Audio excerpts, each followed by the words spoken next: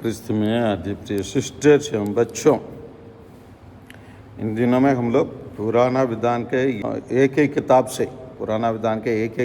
से हम लोग पहला पाठ सुन के आ रहे हैं।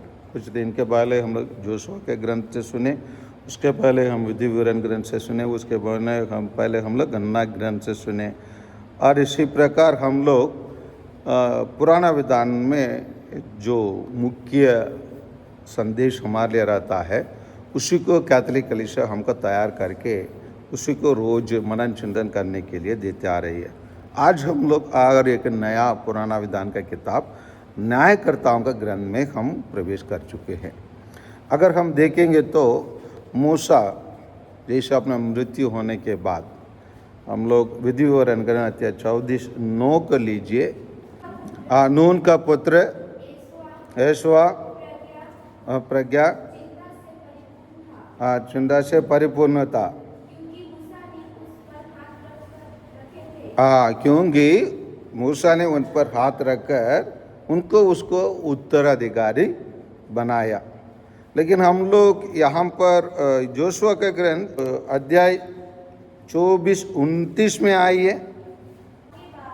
इन घटनाओं के बाद प्रभु के सेवक नून के पुत्र यहोशुआ का 110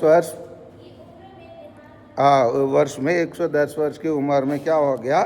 देहांत हो गया। लेकिन यहाँ पर जोशुआ क्या नहीं किया, और उसके मृत्यु होने के पहले वो अपने उत्तराधिकारी को तैयार नहीं किया।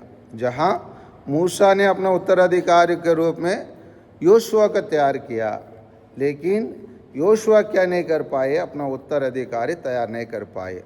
मैं पहले भी बताया जब मूसा का मृत्यु आने के समय पर कि एक अच्छा नेता वही होता है जो अपने उत्तराधिकारी को तैयार करके जाता है या इंगित करके जाता है।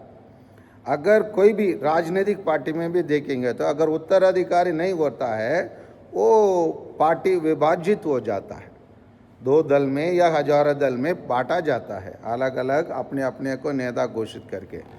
उसी प्रकार यहाँ पर होता है, क्योंकि कोई उत्तराधिकारी नहीं होने के कारण बहुत सारे न्यायकर्ता पैदा हुए।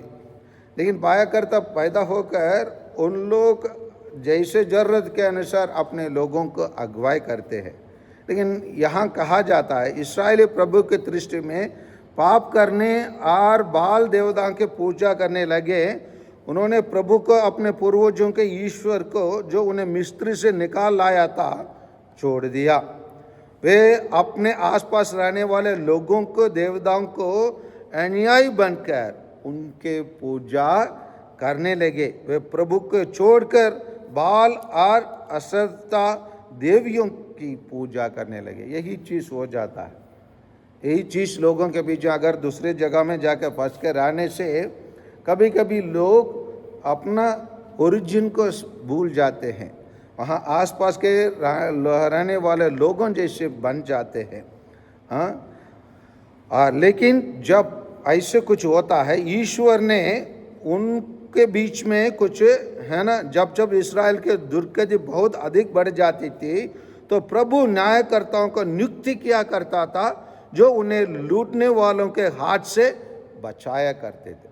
अगर वो न्यायकर्ता मर जाता फिर वही लोग पुराना उनका कहानी फिर शुरू कर देते थे, बाल देवताओं को पूजा करना और उनके नियमों का पालन करना, ये सब उन लोग के बीच। इसी प्रकार हम देखेंगे इन दिनों में हम न्यायकर्ता कौन कौन, उसी में कौन कौन अच्छे न्यायकर्ता रहे, कौन कैसे काम किए, इन बातों को हम सुनेंगे। इसी को हम इंग्लिश में बुक ऑफ जजेस कहते हैं, न्यायकर्ता के रूप में। उस लोगों के बाद न्यायकर्ता लोगों के बाद राजाओं का इतिहास शुरू होता है। तो इसी प्रकार हम अगर क्यों पुराना विधान को हम पढ़ते हैं, किस प्रकार प्रभु यीशु आने की तैयारी कैसे हुआ, किन किन लोगों को ईश्वर ने पहले भेजा, कि किन लोगों से ईश्वर अपने राज्यों को स्थापना कर सकता, तो प्रयास करके देखे। न्यायकर्ताओं के द्वारा, नबियों के द्वारा, राजाओं के द्वारा सब कुछ करके देखे। लेकिन क्या हुआ? कोई भी उनको प्रभु यीशु के समान कार्य नहीं कर पाए। इसीलिए हम लोग पुराना विधान को इसी प्रकार देखते आ रहे, ताकि कैसे प्रभु यीशु को इस धरती में आना हुआ, कैसे प्रभु यीशु हमारा मुक्तिदाता बना है। इसीलिए हम इन सभी चीज़ों को पढ़ते हैं। ताइए आइए हम उन न्यायकर्ता लोग कम से कम बुराई को दूर करने के लिए काम किए, उसी प्रकार हम भी अभी न्यायकर्ता के रूप में काम करने के लिए प्रयास करें। आमीन।